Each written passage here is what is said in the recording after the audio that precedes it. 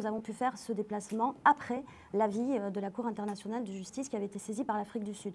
Donc il était intéressant de voir, 10 jours après, tu as dit, c'était le 26 janvier je crois, de voir si justement les recommandations de la Cour internationale de justice avaient été appliquées.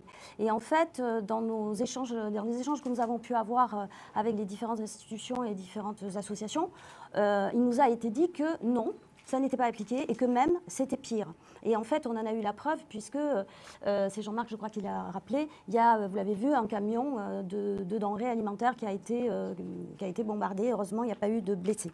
Alors, quand nous sommes arrivés effectivement à l'aéroport de Al-Arish, nous avons pu visiter les 2 dépôts qui ont été mis à disposition par l'Égypte à l'association du Croissant Rouge, qui travaille d'ailleurs en coopération avec une organisation onusienne. Et donc, il y a ces camions, ces kilomètres de camions qui ne passent pas, mais moi je dirais un petit peu les choses différemment que ce que tu as dit, Jean-Marc, ce n'est pas au bon vouloir d'Israël, c'est-à-dire qu'en fait Israël fait tout pour empêcher ce qui pourrait sauver le peuple palestinien. Alors, je vous donne un exemple.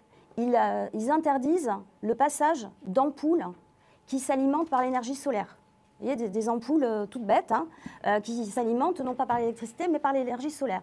Donc moi j'ai posé la question, mais en fait quel intérêt Israël a de retenir ces ampoules, parce que en quoi elles pourraient être dangereuses pour l'armée, enfin pour le peuple israélien, puisque c'est ça en fait, c'est chaque fois dire que on ne fait pas passer ces camions parce qu'ils transportent des objets dangereux qui pourraient être utilisés par les Palestiniens contre les Israéliens. Et en fait, ce qu'il y a de dangereux dans ces ampoules, c'est la capacité à pouvoir fournir de l'énergie avec du soleil.